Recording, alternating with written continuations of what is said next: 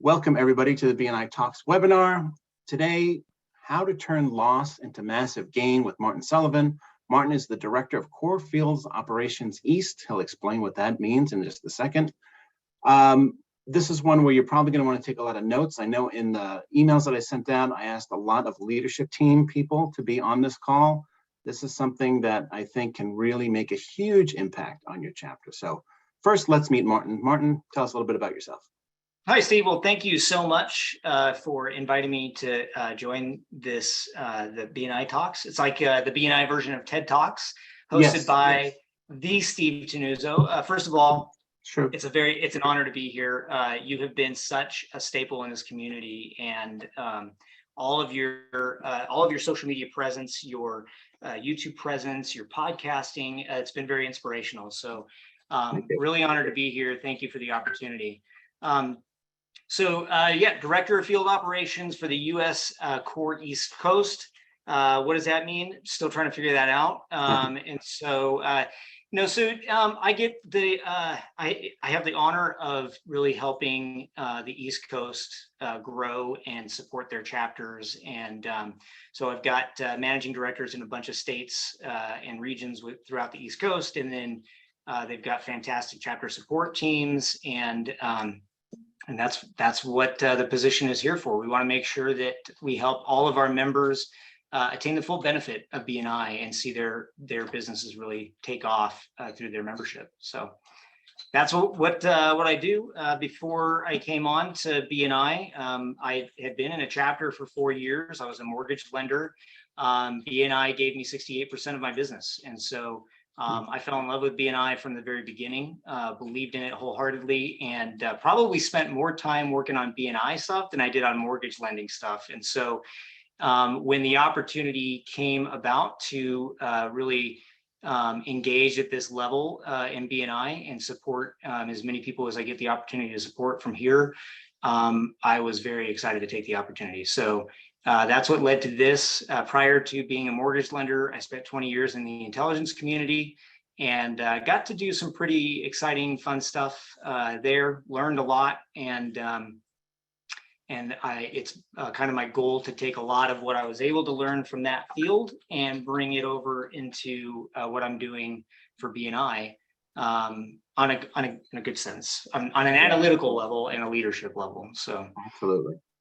That's great. So this topic comes up a lot. A lot of times people come on and they'll say, you know, we lost our best member. It was the real estate agent or the mortgage broker, whoever it was.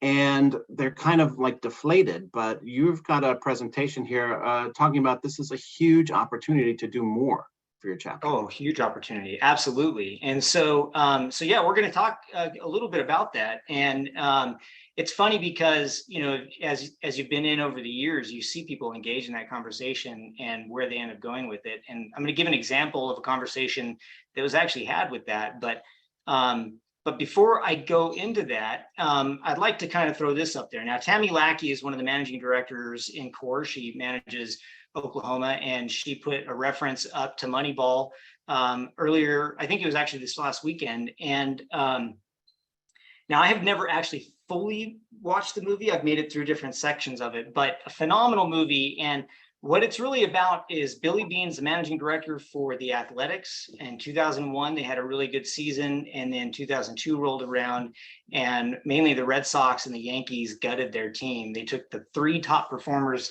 in their team and moved them out. And so when you have a chapter that says, oh, we just lost our mortgage lender or our realtor, what are we going to do? Imagine that times 3. Imagine losing your realtor, your mortgage lender, and your PNC insurance all in the same time.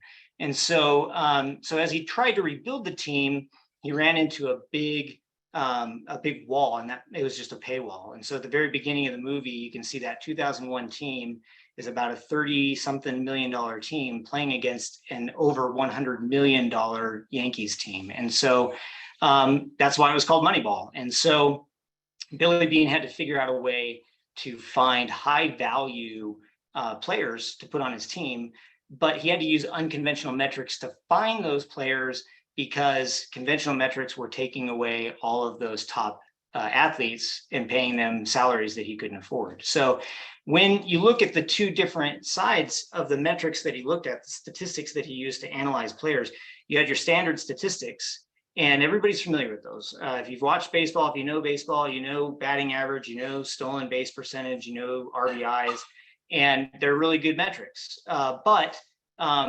There's nothing wrong with those metrics, but were there enhanced metrics? Were there metrics that were not being used that could help identify hidden talent?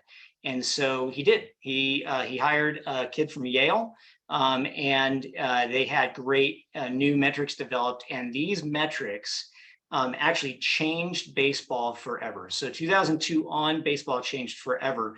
And one of the big differences here, and it's kind of fun to kind of talk about it, but and I don't want to get too into the weeds on baseball, but if you know batting average is just, how often do you actually hit the ball and you make it to a base, and you don't, you're not caught out, it's not a foul, you're not hit with the ball, you're not walked, anything like that. But he instead took on-base percentage, or OBP, and the difference there is on-base percentage is how often you get on base, whether you hit the ball or you were walked or you got hit by a pitch and you took the base. And the reason that that's important, it's a very small difference, but, and this is so cool, I get so excited about the analytics on this, but because in order to win ball games, what do you have to do? Steve, what do you have to do to win a ball game? You have to score more runs than the opponent. Exactly. And all you have to do to score, right, you got to get people on base. You have to get people on base. So whether they have a high batting average and they get on base, or they take the walk, they're still getting on base, and they will still help win games. And so the result in 2002, the Oakland Athletics had 20 consecutive wins. It's the highest, actually tied for 5th overall in all of Major League Baseball history, but it was the highest win streak since 1935 by the Chicago Cubs.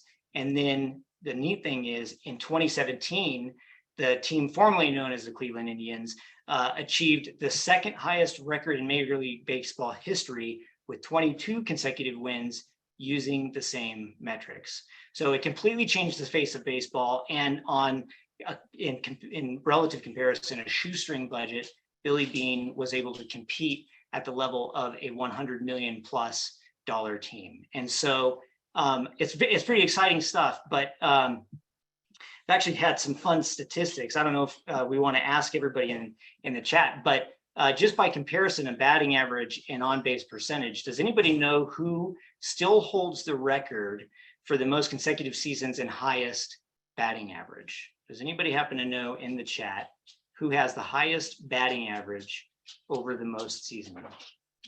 Ted Williams is a good guess, and it's close, but not it. Any other guess? There we go. Yep, that's right. It's Ty Cobb's, and he had a 366 over 24 seasons. Now, if we change that to on-base percentage, somebody said it in there before, it was actually Ted Williams, and he got to base 48% of the time. So if you think about that, that's a nightmare for a pitcher. He is going to make it to base no matter what you do, whether you hit him, whether you walk him, or whether you swing, whether you put it right down the middle. But the metrics don't lie, and it was a great way to do some analysis. So that kind of led me to the question of, well, how are we vetting? How are we evaluating new member applications? And so, Steve, if you want to launch that poll, I've got a fun question to ask everybody.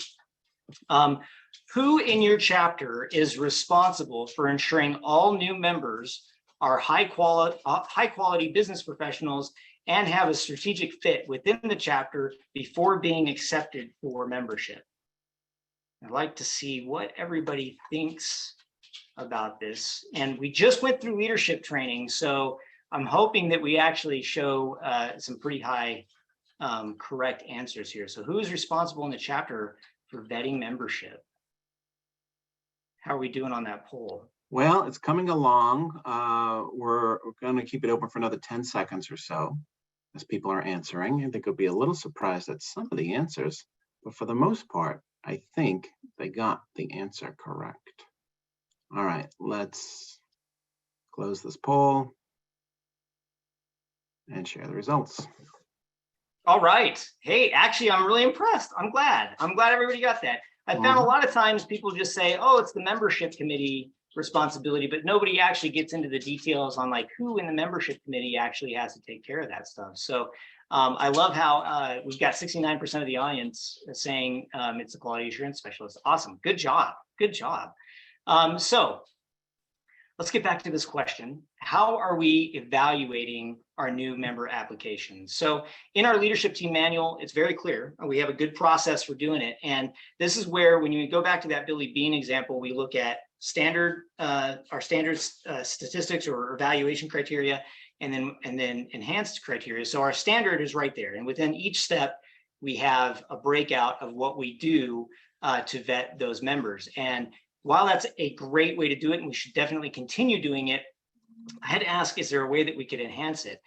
And when we look at the seats that are highly competitive seats like anybody from the firm, finance, insurance, real estate, mortgage, and there's also within different regions, there are some that are a little bit nuanced. So in Colorado, a lot of hailstorms, and so roofing is a very competitive classification. And then in New York, law is there's a lot of different areas of it, but there's a lot of attorneys. And so those tend to be very competitive areas. So what I really come back to on this is, what if we actually considered their sphere, their influence, and their reach as part of this evaluation process? And so when we take those three things together, what I call that is our SIR analysis. So sphere, influence, and reach. And when we're looking at the sphere, we want to ask the question, who is in their sphere that can help our chapter grow, who could help our members pass more referrals, but also who might be in their sphere that would discourage our members from passing, or discourage our new applicant from being able to pass referrals to our members. As an example, if you have a realtor that comes in the group and is like, oh, I use this one lender and I don't use any other lender. I've used the same person for 15 years. I'll never refer somebody else. Well, that could be very difficult for our chapter, because that's supposed to be a really good power partnership, the mortgage and the lender. So important question to ask. On the influence side, who shows up for them when they need it? And how well do those people show up and represent this candidate? And then on the reach side, how big is their sphere? How vast? Where does it actually go out into? And how will that geographic reach impact our thank you for close of business? As an example, maybe you've got a realtor that's attending a chapter in Boston, but everybody that he is part of his sphere lives, way out in Western Massachusetts. Well, it's going to be really hard for him to refer anybody to a sphere because nobody's actually part of that local market. And so something that should be considered. So as we go through the SIR analysis, I think the important thing to understand is, like, we need to be able to look into this sphere, and we're going to talk about how do we actually get access to somebody's sphere and be able to look at that. And so we're going to go through a scenario and kind of talk about that. And so in this scenario, like Steve was talking about earlier, we had a real estate agent that just left our chapter, and I think everybody kind of relates to Matthew Perry's, oh, no, like what, it's a big concern. And so what do most chapters usually do when they lose a member of the firm? Again, firm being finance, insurance, real estate, or mortgage. So I'm going to show you a conversation that was an actual conversation in WhatsApp. And I changed the names to protect the innocent, but this was an actual conversation. And I think it exemplifies what a lot of us go through, a lot of chapters go through when they lose one of these highly competitive people. So they just lost their mortgage rep, and BNI try hard, as I like to call them. And now they're down to 14 people. They want to fill this position as quickly as possible. And somebody with the best of intentions says, I know somebody but he tried to get in the chapter before and didn't get it. And so he's not interested in wasting his time. He'll come and visit if you're going to take him. So right off the bat, this should be a big red flag, right? Like from the start, you've got an applicant or a potential applicant that's going to come in thinking they're the most important person in the room, and they should be very lucky to have me. But because of this sense of disparity with the or desperation from losing that position, they scooped him up. Yep, that's fine. Send him over. We'd love it. We don't want to gap too hard on referrals. And the response was my pleasure with the smiley face. I feel like that's the smiley face that has the hidden devil horns behind it. I was gonna say, that is a devilish look. Yeah. Right. And so the irony here is it's almost like, my pleasure for starting the downfall of your chapter. So the interesting thing here is, what's the psychology behind why they're rushing to fill this position? And it's based on money. They just want to keep referrals coming in, and they're worried about, the referrals slowing down. The thing that's funny about that, or interesting about that, and I'm going to share the words of Eddie Murphy here. Every bad decision I've made has been based on money. And so when we look at SIR analysis, we flip the script. We're not focused on money. We're focused on relationship. We're focused on how good of a relationship are we going to have with this referral partner and their sphere. How good of a relationship does this referral partner have with their sphere?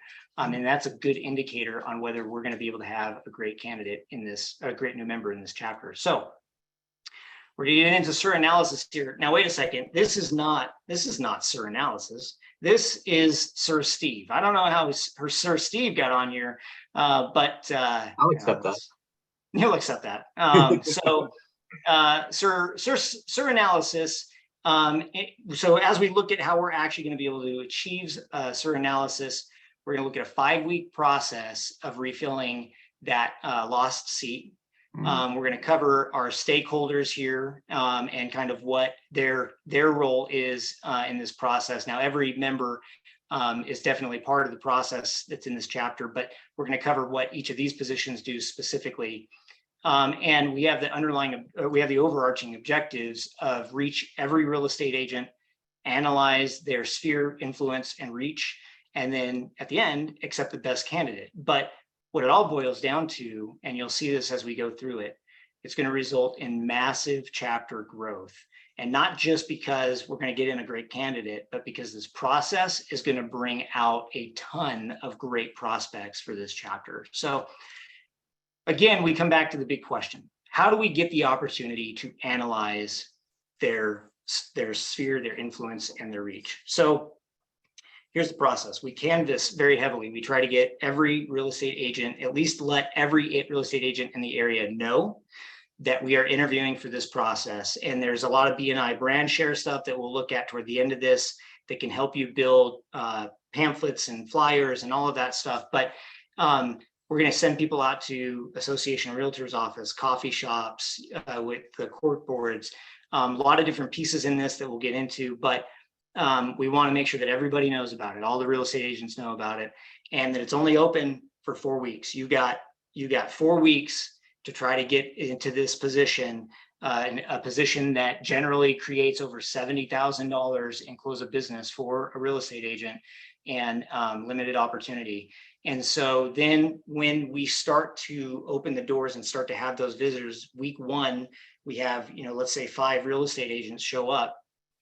They say, we're interested in the position. They go to visitor orientation. What we say at that visitor orientation is, we're going to keep this position open for 4 weeks. Okay. And during that time, we're going to put you through the interview process. We're going to vet your application. And there's a lot of stuff that we're going to do in there. We're going to check internet databases. We're going to check recommendation lists on Google and so forth. We're going to check the licensing database to make sure that you don't have any hits on your license. We're going to call your referrals, so the referral or that your references. So make sure that your references know that they need to be available and take our call. All of that stuff. But here's what we've generally found: realtors are a very professional group, by and large, very professional group. So we expect to get probably 40 applicants through this process. We'll probably only weed out maybe 4, maybe 10%, if that, as we go through that process. So we're left with having to make a decision based on 36 other applicants, and that's a very hard decision to make. So what we're asking is that when you come back, and please do come back, we want you to bring your sphere with you. We want you to bring your business people that you like to work with, your self-employed people, your salespeople. We want you to bring any people that you work with in the trades, whether it's roofers, gutters, painters, landscapers, electricians, house cleaners. We want you to bring your sphere and show how big of a sphere, how great of a networker you are. And we're going to definitely take that into consideration when we're figuring out who are we going to give this opportunity to. And through all of that, we want to convey one very clear, very simple message. We want a great networker with lots of people they can refer to us, because we have a huge network to refer to you. So we're telling them, if this is important to you, show us, and show us how good of a networker you are. Start bringing in your sphere. So that's the overarching theme of it. Steve, how are we doing? Everything looking good? Do we have any big questions so far? Okay, no big questions yet, but let me just make a quick point here, and that is, this is not how a lot of chapters typically run. A seat opens and they take the first person who comes in who seems like they could be okay, right? And so there's some leverage that you're giving up. You're kind of saying, please join our chapter. In this kind of method that we're talking about here, you've got all the leverage on your side to say, we're interviewing for the best person to come in. So people should be fighting for the seat to come in, right? Rather than just, all right, we'll take whoever shows up. Yeah, absolutely. And so, there are definitely the super competitive positions. This is a great opportunity to do this. Obviously, you get somebody that comes in and it's like, they're a professional popcorn salesman. I don't know that we need to try to do the same approach for somebody like that. I don't think we're going to have a lot of competition in that arena.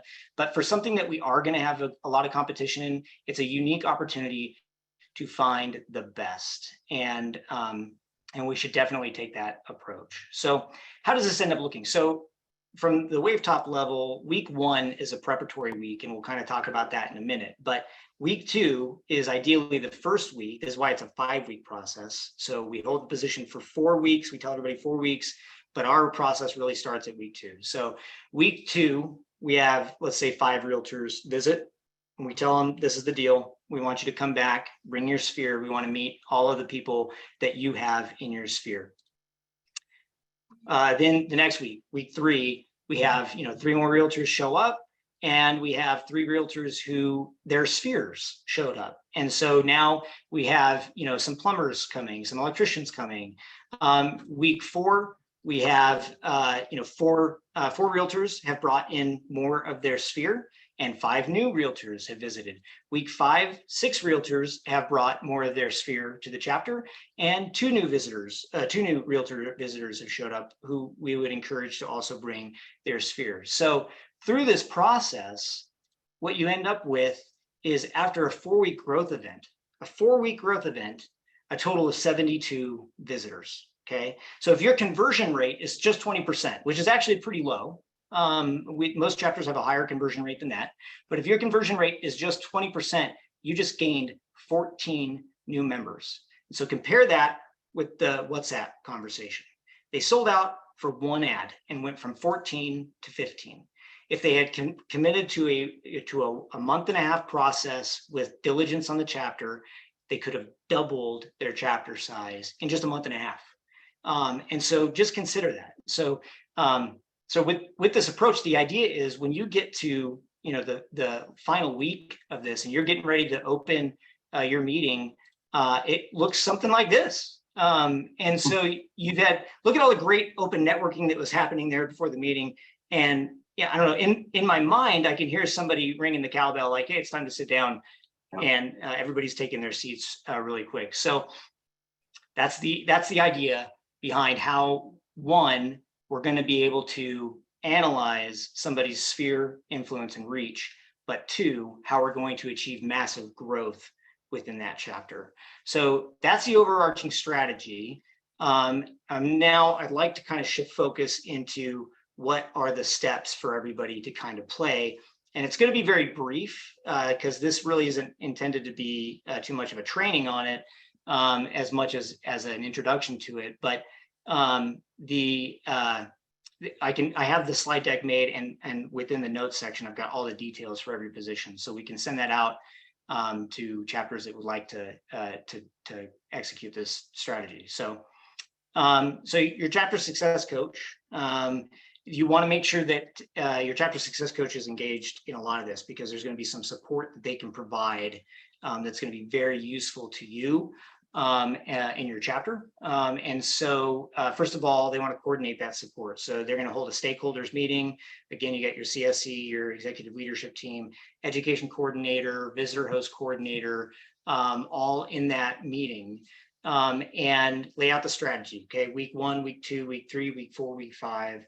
And what are our goals, and what are we going to do to make sure that we meet them? What strategic locations make sense to go and canvas with flyers, so on and so forth. And then the very first week, the chapter success coach is going to give the feature presentation to the chapter to talk about, this is what we're doing, so that all the membership knows this is what we're doing, this is how we're going to approach this together.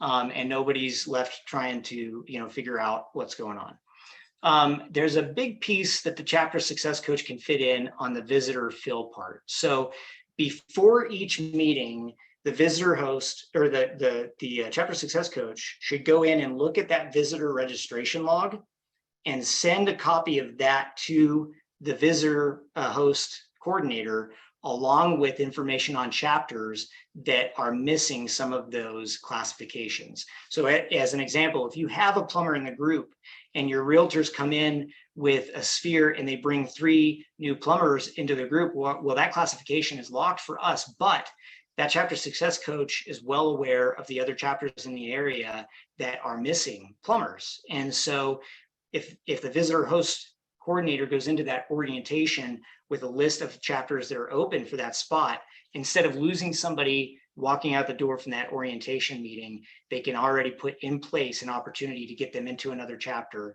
and then make sure that that information goes back to the chapter success coach to make that linkage. So it's not just your own chapter that's going to benefit, but it's your entire region and all of your chapters. And then recognition, of course, being a core value, super important. And as we go through this, as your chapter goes through this process, you'll see who's bringing a lot of realtors in the room, who's doing a great job. And there's also an opportunity to identify a growth champion through this process. But we do want to make sure that the chapter success coach is recognizing those who are maximizing their contributions to the process.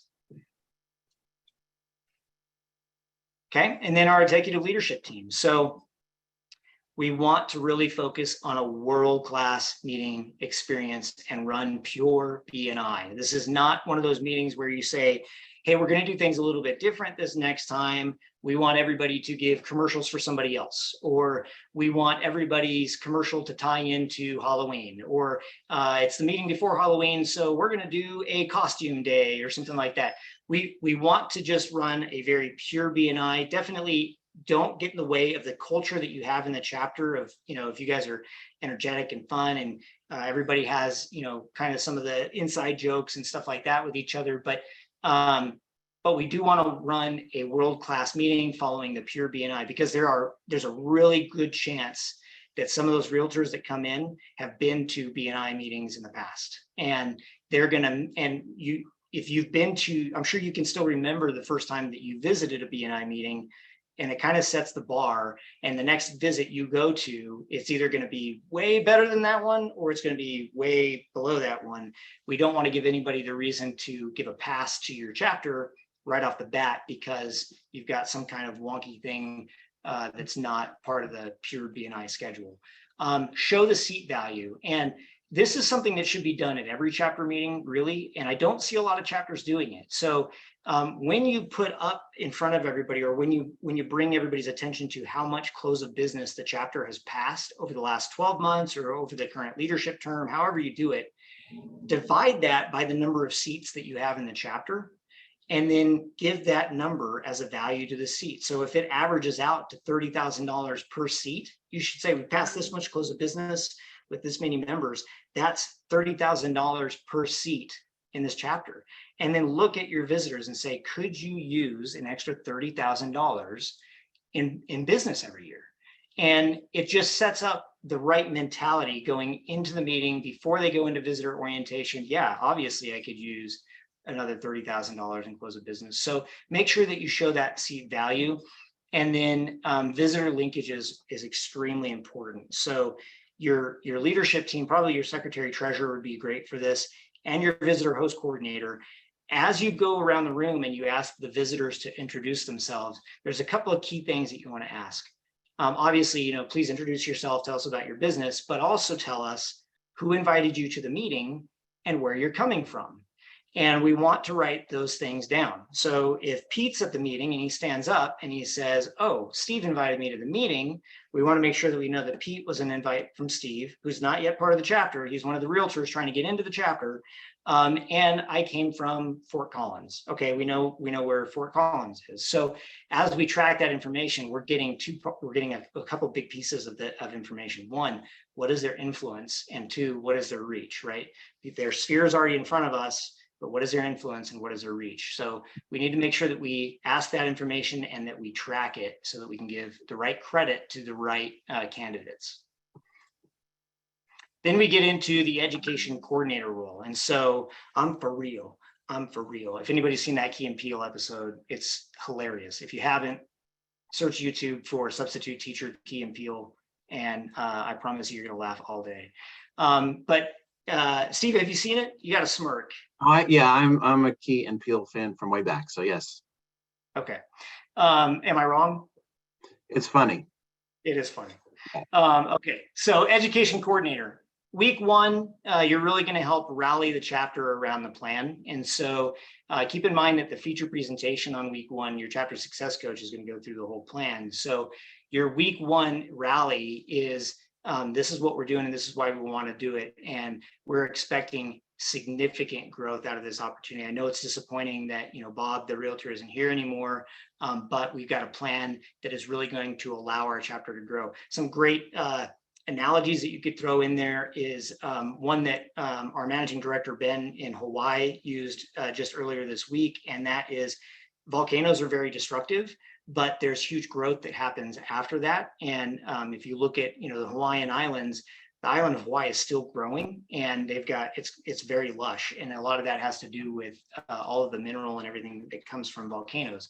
Another analogy is trimming grapevines. So when you've got grapevines, they don't actually produce until you prune them. And so it's a painful process. It is, it's loss, but then it results in big gains. So a couple of ways that you could tie into it, but that's your first week. And then week 2 through 5, focus is on the benefit of BNI, which is valuable for your members to hear also, but very beneficial for the new visitors that you're having in the chapter. And so you want to focus on that.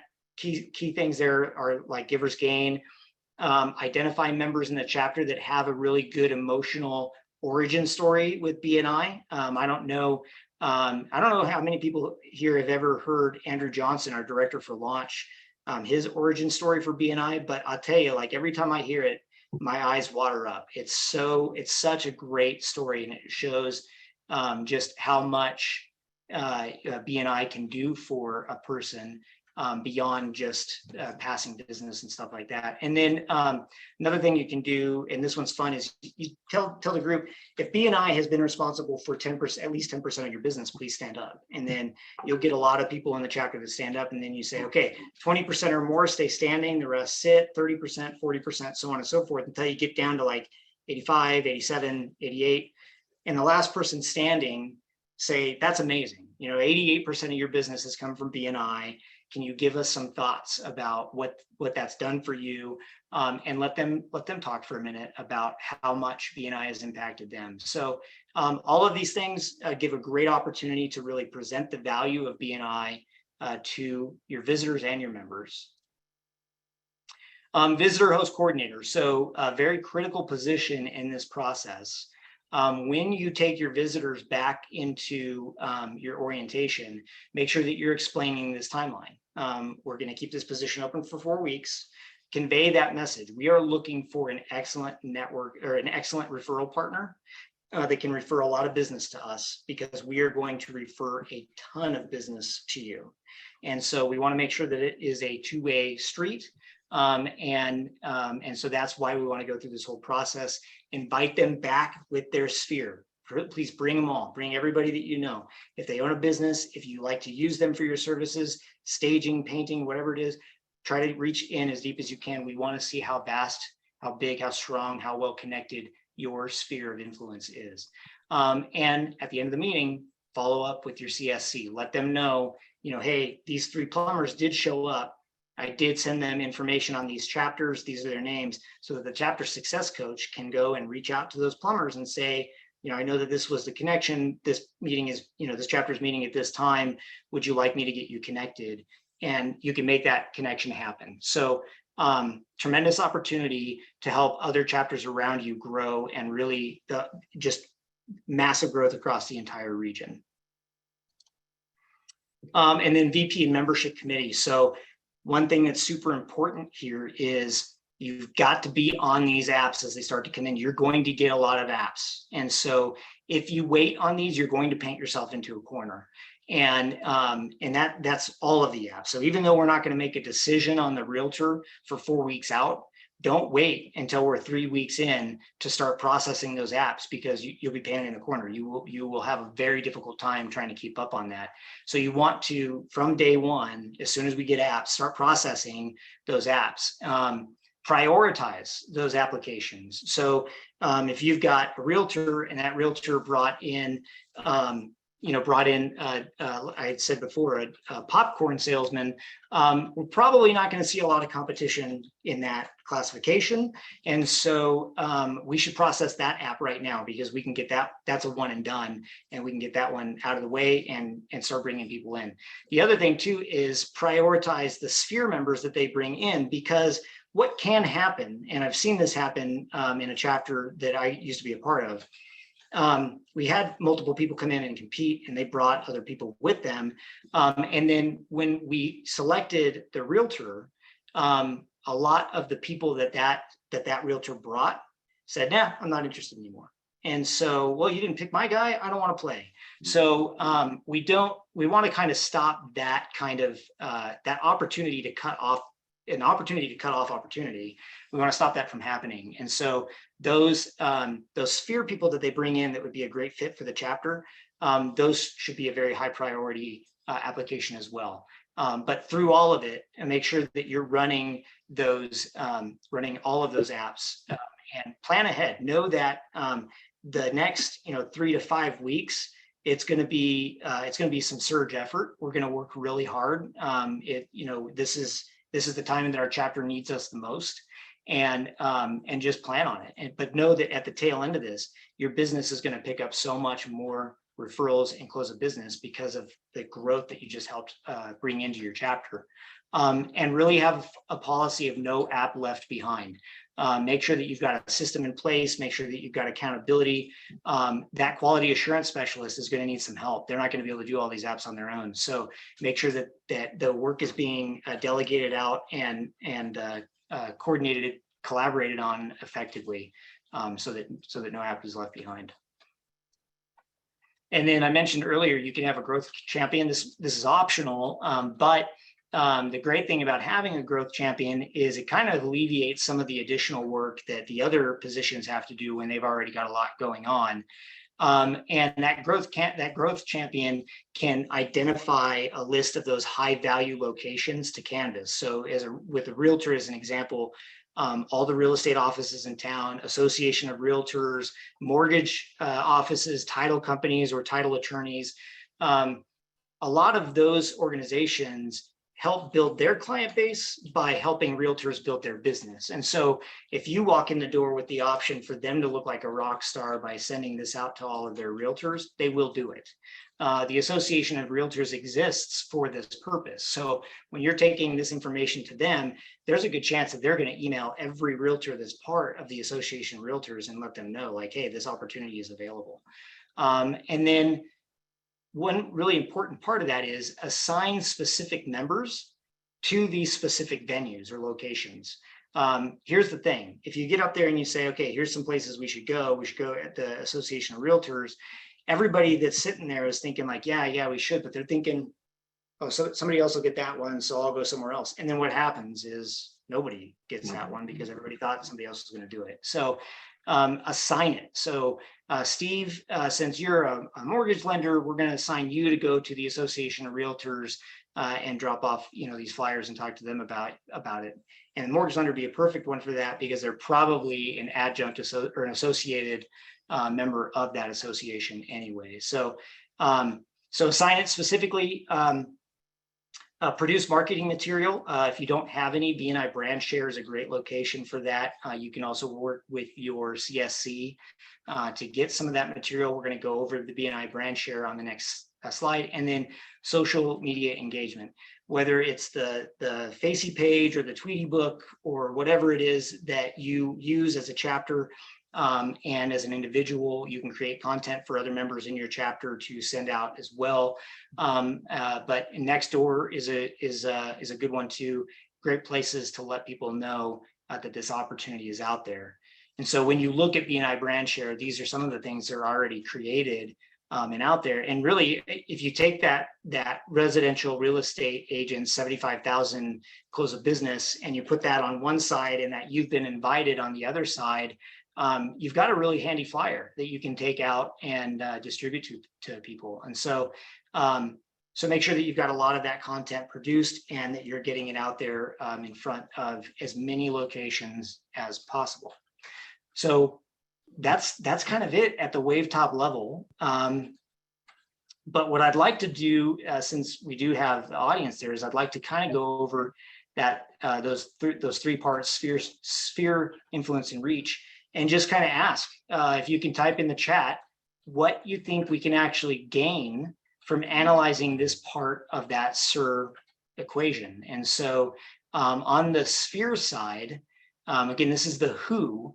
What do we gain as a chapter by looking at their sphere to determine if they're a good referral partner, a good candidate for inclusion in our chapter? Does anybody have any ideas for that? What do you think we get when we look at their sphere?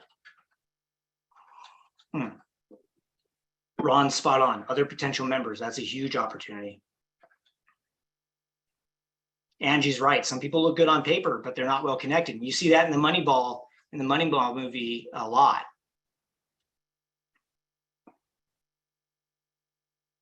Better screening, yeah.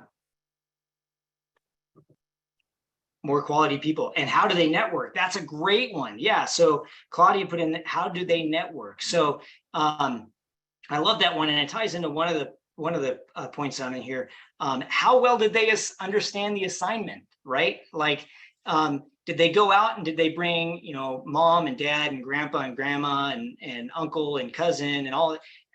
Did they bring, I've got a great grocery clerk at King Supers. I'm going to try to bring them, or did they bring business professionals, key figures within the community, like the firefighters, policemen, veterans?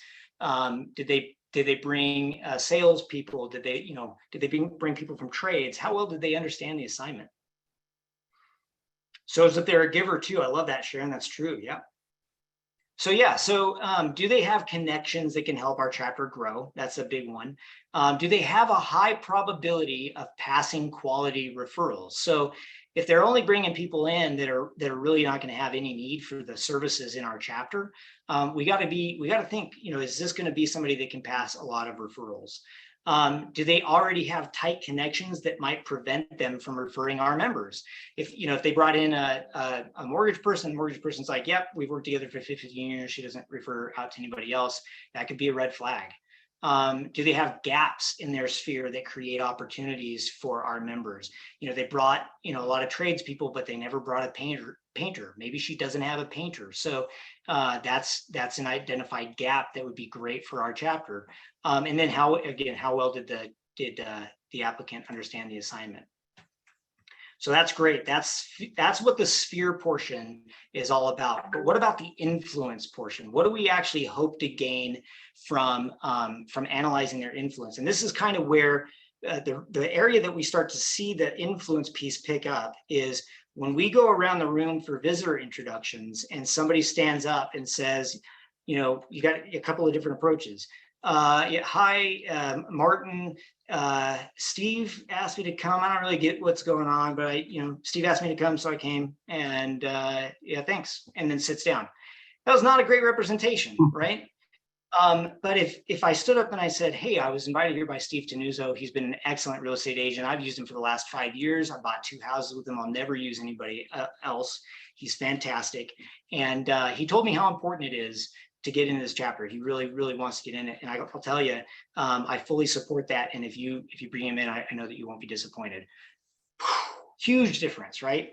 And the only reason that the person can convey that message is because this candidate was able to convey the importance of this message to the person that came and represented him. So a couple of things that you're going to get from this is who shows up for them when it's needed. Did you have two people show up, nobody show up, 20 people show up? Like, how influential are they?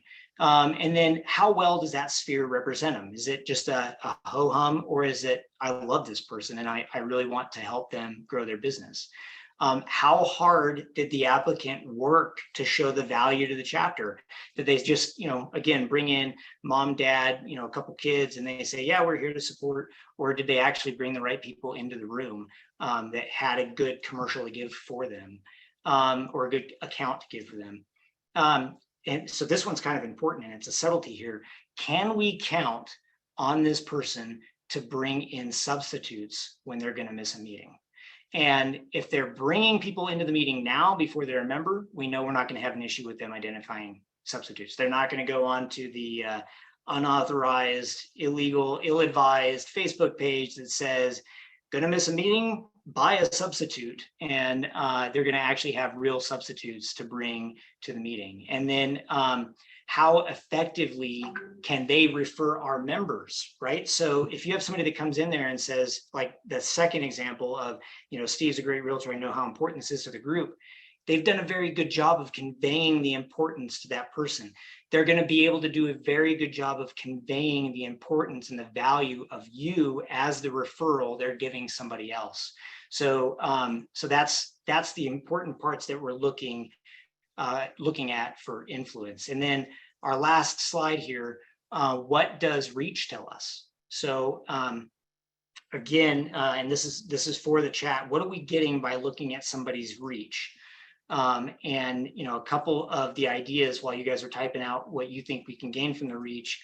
How big is their network of strong and dependable relationships? Is it somebody that brought 2 people, 5 people, 20 people? Doesn't necessarily mean it's all quality, but it does show that they have a lot of reach.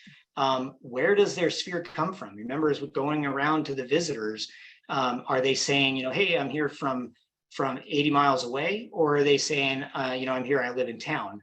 How far are they willing to reach out for this opportunity? So they brought people from local, they brought people from 20 miles out, and they brought people from 30 miles out. Like, they're working hard to prove that they want this position. And if they're coming in on that footing, on that context, they know that they earned it. They didn't necessarily deserve it, but they earned it.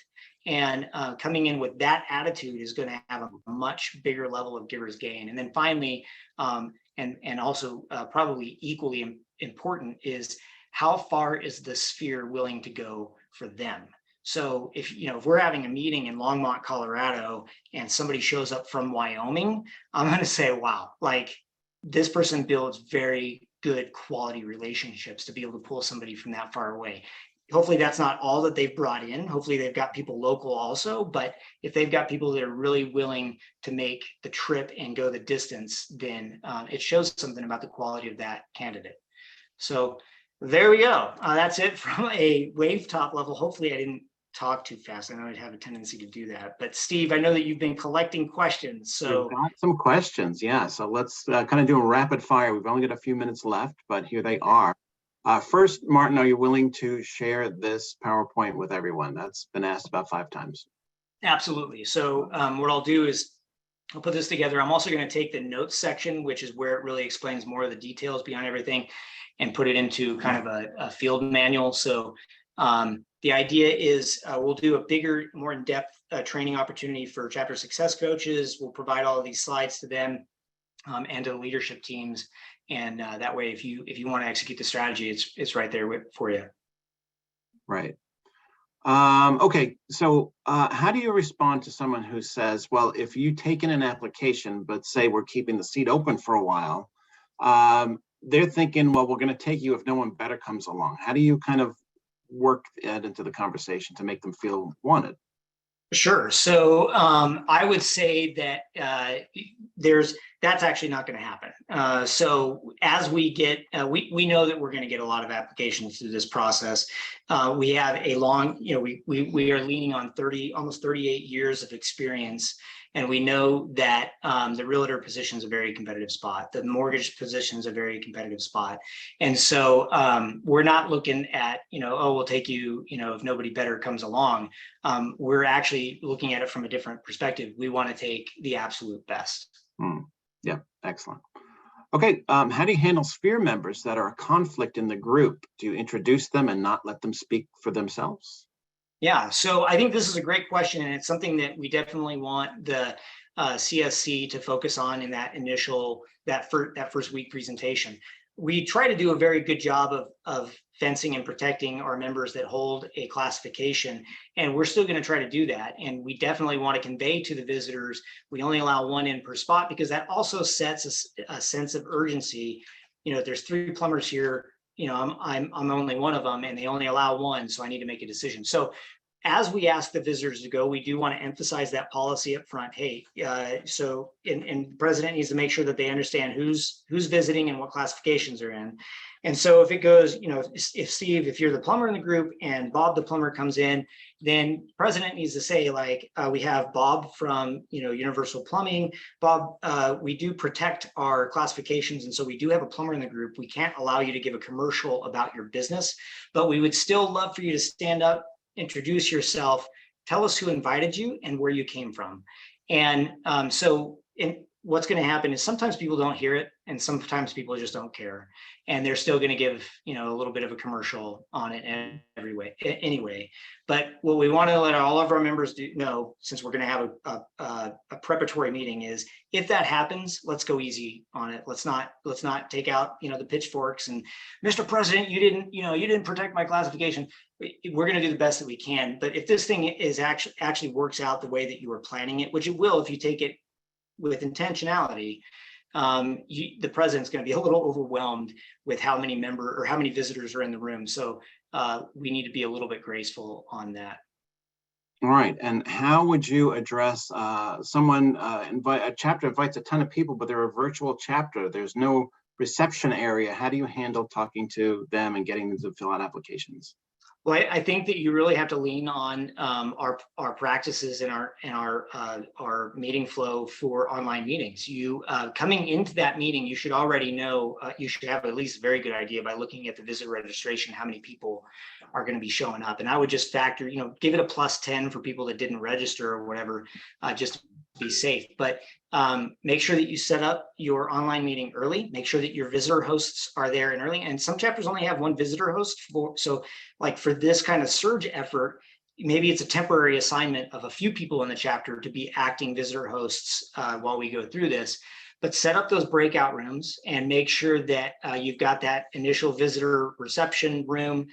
As people start to go in there, hey, what do you do? What's your field? All that kind of stuff, and try to get them around other power partner opportunities as best you can. Obviously, you're going to have a lot of people coming in. It's going to be a pretty crazy Zoom meeting, but if you set it up ahead of time, you're setting yourself up for success, and it's very manageable. All right. Wow. Okay. We are out of time. It is 12:59. That went fast. Martin, thanks so much for being on today. There is a ton of information that everyone got today. So I'm hoping that people are going to implement this in their own chapters and watch them grow and help out other chapters around you as well.